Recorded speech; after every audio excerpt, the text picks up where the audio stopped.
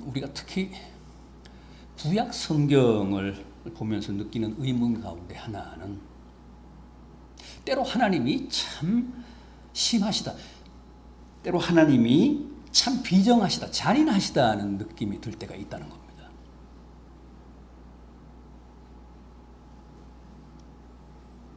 오늘 본문만 해도 그렇습니다. 광야 40년 생활을 끝내고 요단강을 건너 가나안에 입성한 이스라엘에게 하나님이 뭐라고 하셨습니까? 가나안 원주민들을 하나도 남기지 말고 다 죽여라. 다 진멸해라. 다 멸절해라. 그러십니다. 오늘 본문뿐만 아니라 그 앞에 11절 이하도 보십시오. 이 여호수아 11장 11절 이하.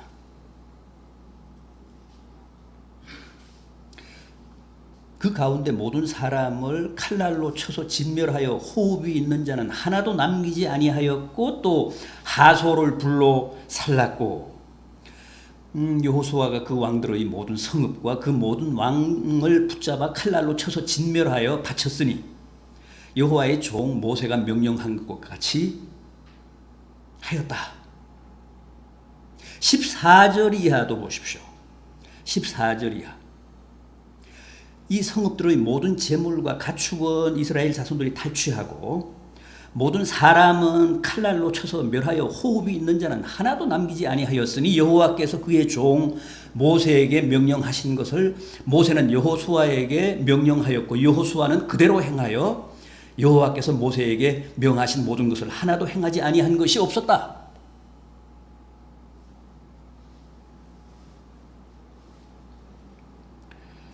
오늘 본문은 11장인데 10장도 한번 보십시오. 10장 28절 이하 쭉 한번 보십시오. 10장 28절 이하. 그날에 여호수아가 막게다를 취하고 칼날로 그 성읍과 왕을 쳐서 그 성읍과 그 중에 있는 모든 사람을 진멸하여 바쳤고 한 사람도 남기지 아니하였으니 막게다 왕에게 행한 것이 여리고 왕에게 행한 것과 같았더라. 30절.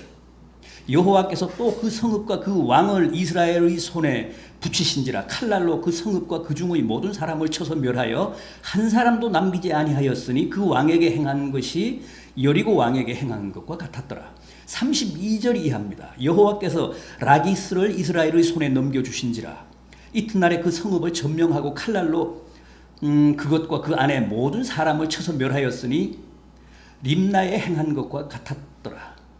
그때 게셀 왕 호람이 라기스를 도우려고 올라오므로 여호수아가 그와 그의 백성들을 쳐서 한 사람도 남기지 아니하였더라.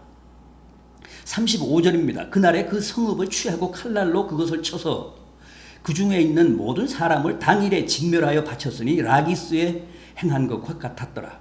37절도 보십시오. 그 성읍을 점령하고 그것과 그 왕과 그 속한 성읍들과 그 중에 모든 사람을 칼날로 쳐서 하나도 남기지 아니하였으니 그 성읍들과 그 중에 모든 사람을 진멸하여 바친 것이 에글론에 행한 것과 같았더라. 39절 이하도 보십시오. 그 성읍과 그 왕과 그 속한 성읍을 점령하고 칼날로 그 성읍을 쳐서 그 안에 모든 사람을 진멸하여 바치고 하나도 남기지 아니하였으니 드빌과 그 왕에게 행한 것과 그것이 헤브론에 행한 것과 같았으며 림나와 그 왕에게 행한 것과 같았더라. 이와 같이 여호수아가 그 온 땅 곧 산지와 네겝과 평지와 경사지와 그 모든 왕을 쳐서 하나도 남기지 아니하고 호흡이 있는 모든 자는 다 진멸하여 바쳤으니 이스라엘의 하나님 여호와께서 명령하신 것과 같았더라.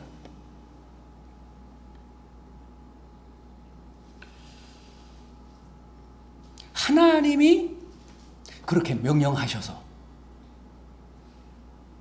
여호수아와 이스라엘 군대가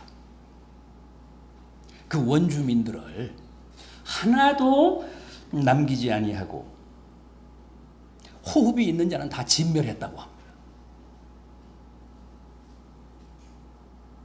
하나님은 왜 그러셨을까요? 왜 그렇게 명령하셨을까요? 다 죽이지 않고 다 진멸하지 않고 항복만 받아내도 될 것 같은데 왜 그렇게 어린 아이까지 다 죽이라고 하셨을까요?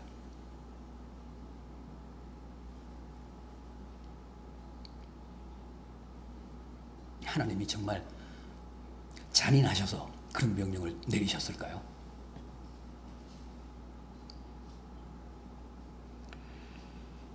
여러분, 제가 오늘 봉독해드린 이 여호수아 11장 본문은 대충 보시면 안 됩니다. 주의 깊게 보셔야 합니다. 먼저 21절을 다시 보십시오. 뭐라고 했습니까?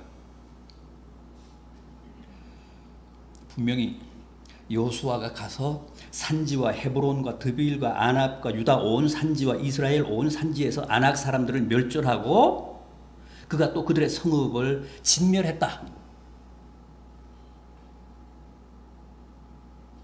그리고 마지막 23절을 보십시오. 여호와께서 명하신 대로 그 온 땅을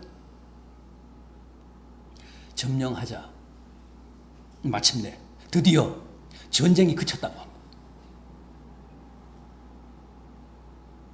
이렇게만 보면 아무런 문제가 없습니다. 하나님의 명령대로 다 시행해서 드디어 전쟁이 끝나고 평화가 온 것 같습니다. 그러나 21절과 23절 사이에는 뭐가 있습니까? 22절이 있잖아요. 22절 하반절을 한번 보십시오. 가사와 가드와 아스도세만 남았더라.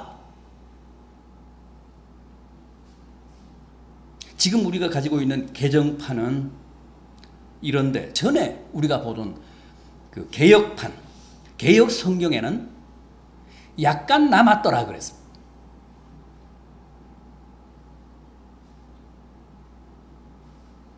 이게 무슨 얘기입니까? 분명히 온 산지와 온 성읍에서 가나안 원주민들을 다 진멸했다고 해놓고 여기서는 은근슬쩍 가사와 가드와 아스도세만 조금 남겼다 그럽니다.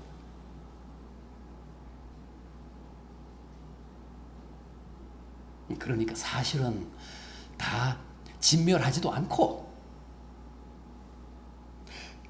가사와 가드와 아스도세는 여전히 원주민을 조금 남겨둔 채 어물쩡 전쟁 끝났다 이제 평화다 하고 선언했다는 거예요.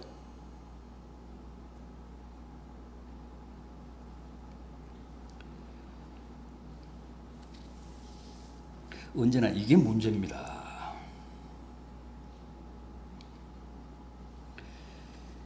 하나님이 모세를 통해 여호수아에게 이스라엘 백성들에게 가나안 원주민들을 완전히 멸절하라고 명령하신 것은 당부하신 것은 혹 이후에 발생할지도 모를 불행의 근본 원인을 철저하게 제거하라는 뜻이었습니다.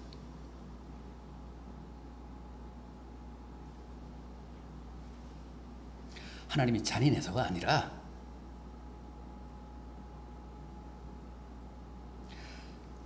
불행의 씨앗을 아예 남겨두지 말라는 거였습니다.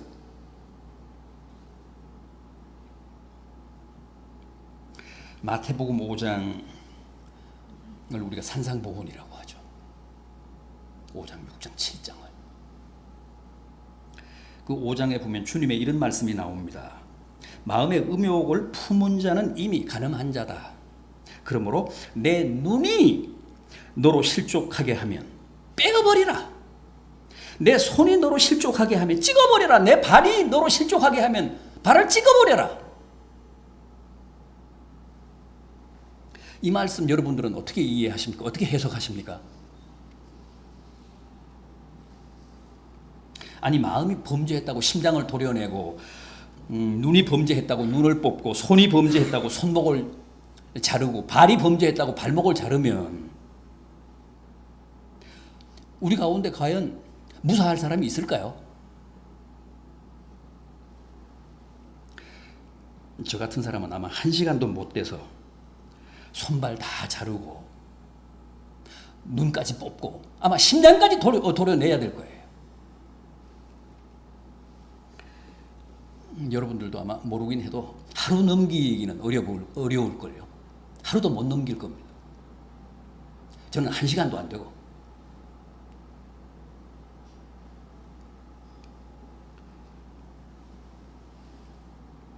주님의 그 말씀 무슨 뜻일까요? 정말 범죄할 때마다 손목 자르고 발목 자르라는 겁니까? 아닙니다. 원주민을 척결하라는 거예요. 나로 하여금 범죄에 빠질 수밖에 없게 하는 근본 원인을 철저하게 제거해라.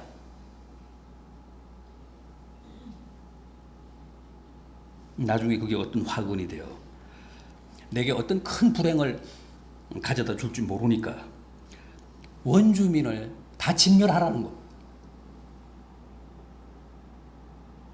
예수를 믿으면서도 여전히 옛사람의 잔재를 적당히 묵인하며 넘어가는 사람들 있잖아요. 원주민을 아주 철저하게 진멸해야 하는데 자기 자신 안에 있는 원주민에 대해 관대한 사람들 적지 않습니다.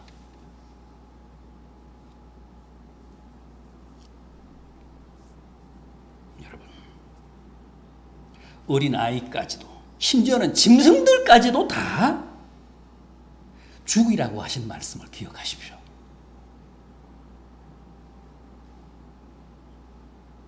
손목을 자르고 발목을 자르고 두 눈을 뽑고 심장을 도려내라고 하신 말씀 잊지 마십시오.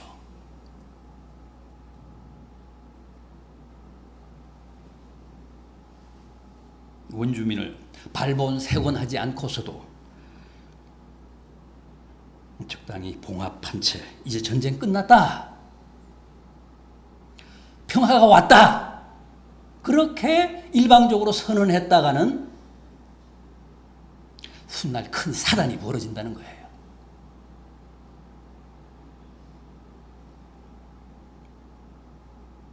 그렇다면 이스라엘의 경우 실제 조금 남겨둔 그것이 훗날 어떤 화근이 되고 그들에게 어떤 재앙과 불행의 단초가 됐는지를 한번 확인해 보겠습니다. 먼저 가사입니다. 가사가 바로 이스라엘이 하나님의 명을 어기고 원주민을 조금 남겨두었던 첫 성읍입니다. 거기서 후에 어떤 일이 벌어졌습니까? 이 여호수아서 다음에 나오는 성경이 뭡니까? 사사기죠. 사사기 16장 1절을 보면 이런 말씀이 나옵니다. 삼손이 가사에 가서 한 기생을 보고 그에게 들어갔다. 삼손이 가사에 가서 들어갔다는 그 기생 누구죠? 들릴라.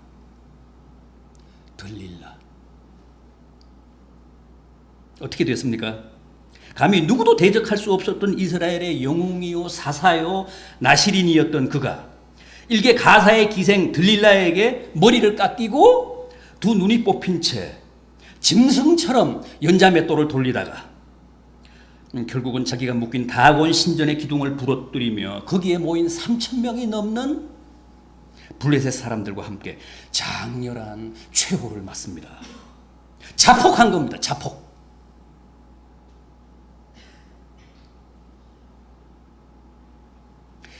여러분, 그 사건이 우리에게 말씀하는 날카로운 지적이 뭘까요?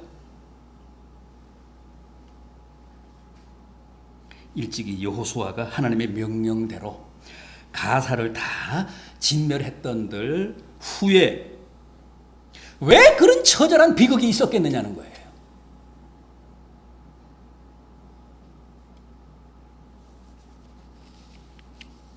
처음 남겨둘 때는 별거 아니었습니다. 그러나 그게 결국은 이스라엘의 전설적인 영웅의 힘을 다 빼앗고 두 눈을 뽑고 천하의 조롱거리를 만들어 비참하게 파멸하게 하더라는 거예요. 공교롭게도 가사라는 지명의 뜻은 강한 곳입니다. 강한 곳, 가사. 삼손이라는 이름의 뜻은 강한 자입니다. 천하에 둘도 없는 강한 자. 여호수아가 조금 남겨두었던 그 보잘것없던 가사가 어느새 이스라엘의 가장 강한 자를 삼킨 가장 강한 곳이 됐습니다.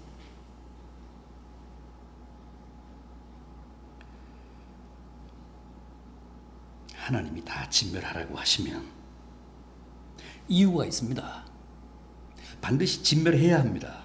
그건 너무 잔인합니다. 그건 너무 심합니다 하며 대충 넘어갔다가는 훗날 바로 그 가사에 발목이 잡혀서 머리를 깎이고 두 눈이 뽑혀서 비참하게 몰락하는 수가 있습니다.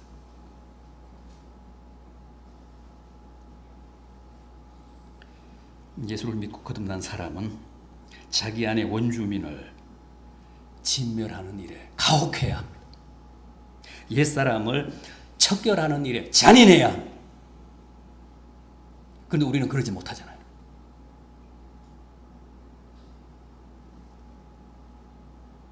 봐주시면 안 됩니다. 방치하거나 적당히 타협하면 그 죄의 뿌리가 자라서 결국은 내 덜미를 잡습니다. 내 발목을 잡습니다.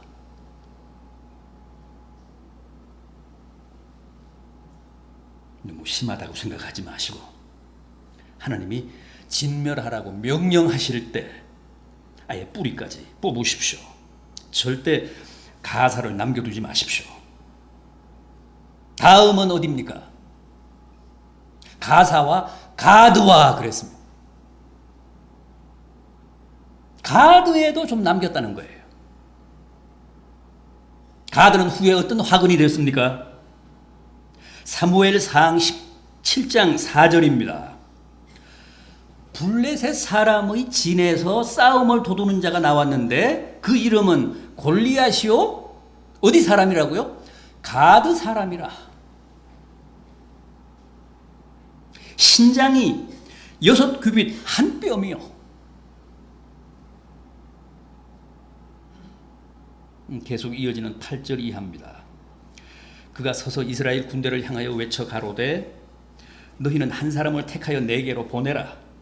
그가 나와 싸워서 나를 죽이면 우리가 너희의 종이 되겠고 만일 내가 그를 죽이면 너희가 우리의 종이 되리라. 사울과 온 이스라엘이 골리앗의 이 말을 듣고 놀라 크게 두려워하니라. 골리앗이 어디 사람이라고요? 갈수록 태산입니다. 조금 남겨둔 가사에서는 들릴라가 나와서 삼손을 잡더니 삼손을 파멸시키더니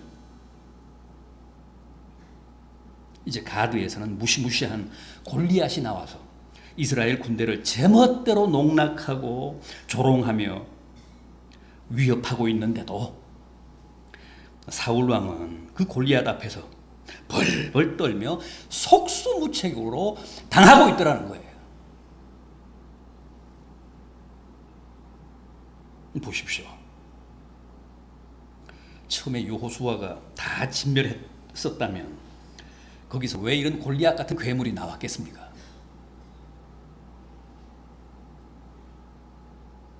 그때 깨끗이 척결했더라면 무엇 때문에 지금 이스라엘이 골리앗 앞에서 이런 치욕과 수모를 당할 일이 있었겠습니까? 그때 적당히 넘어갔기 때문에 그때 어물쩍 넘어갔기 때문에 가드가 올무가 되어 지금 이스라엘이 골리앗 앞에서 얼마나 비참한 꼴이 됐습니까? 여러분 가드를 용납하지 마십시오. 큰일 납니다. 결국은 거기서 골리앗이 나옵니다.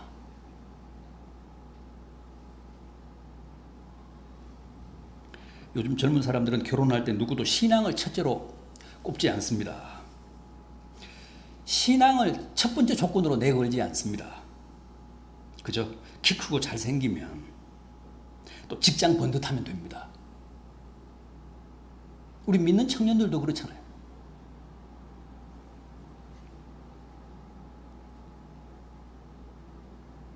물론 그렇게 해도 당장은 웨딩 마치 올리고 신혼의 단꿈을 꾸는데 지장이 없습니다. 마치 가드를 조금 남겨두고도 이제 전쟁 끝났다, 평화가 왔다고 선언하는데 아무런 불편이 없는 것과 꼭 같습니다. 그러나 빠르면 3년, 늦으면 5년만 지나보십시오. 드디어 거기서 골리앗이 나옵니다. 그래서 아내의 신앙을 비웃고 대놓고 하나님을 모욕합니다.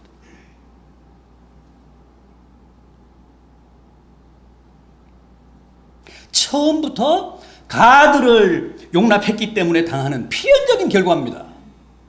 누구 탓할 것도 없습니다.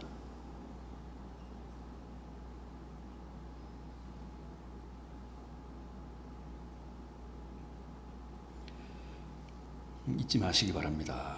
가드를 멸절하지 않고 적당히 넘어가시면 훗날 거기서 반드시 골리앗이라는 괴물이 출현합니다.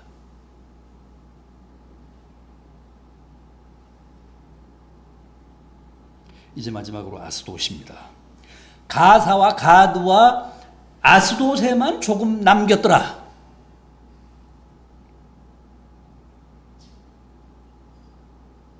아스돗은 어떤 곳입니까? 아스돗은 훗날 이스라엘의 운명에 어떤 변수가 됐습니까? 어떤 악재가 됐습니까?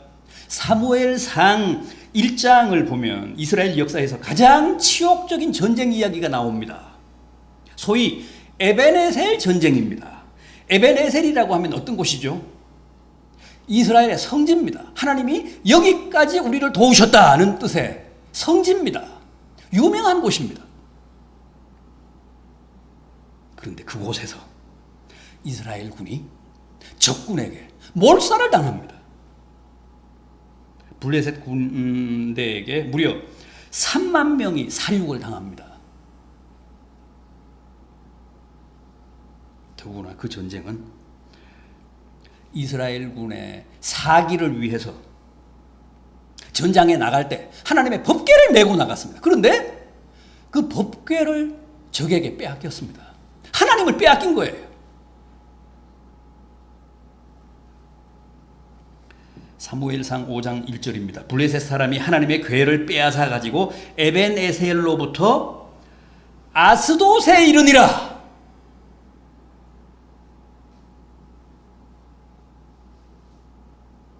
그리고는 어떻게 했죠? 하나님의 법궤를 빼앗아 가지고 하나님을 포로로 만들어서 데려가 가지고 어떻게 했다고요? 아스돗에 데리고 가서 그 궤를 아스돗에 있는 그들의 신 다곤의 신당에 감금했습니다.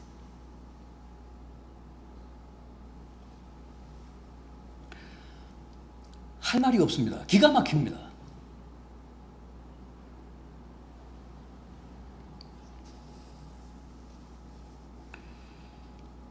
우습게 생각하고 조금 남겨두었던 아스돗이 훗날 다곤이라는 우상의 성지가 되어 이제는 하나님마저도 포로로 잡아서 그들의 신전에 감금하고 말았습니다. 물론 그날 밤 거대한 다곤 신의 팔다리가 다 부러지고 몸뚱아리가 하나님의 법궤 앞에 거꾸러지는 사건과 함께 온 나라에 전염병이 역병이 돌아서 블레셋 사람들이 떨며 스스로 그 법궤를 이스라엘에게 넘겨줬습니다. 그러기는 했지만은 어쨌든 그 일은 도저히 있을 수 없는 최악의 사건이었고 실은 그게 다 아스돗을 진멸하지 않아 자초한 비극이고 화였다는 것.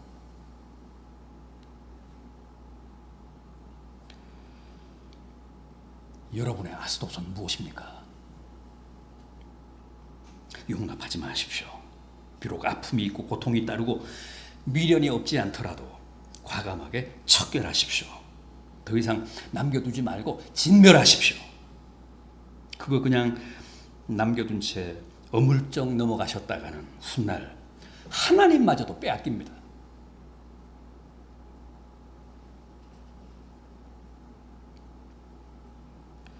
이제 하나님이 왜 그토록 가나안 원주민들을 다 진멸하라고 명령하셨는지 이해가 가십니까? 왜 손발을 자르듯이 눈을 뽑고 심장을 도려내듯이 악의 뿌리를 완전히 제거하고 척결하라고 당부하셨는지 아시겠습니까? 부디 하나도 남기지 마시고 다 진멸하십시오. 그냥 적당히 넘어가셨다가는, 그냥 적당한 선에서 타협하셨다가는 훗날 거기서 들릴라가 나오고 골리앗이 나오고 다곤 신이 나와서 우리를 망하게 하고 치명적으로 불행하게 합니다. 오늘 주신 이 말씀이 우리 모두에게 큰 경종이 되고 도전이 되기를 진심으로 기원합니다. 기도하시겠습니다.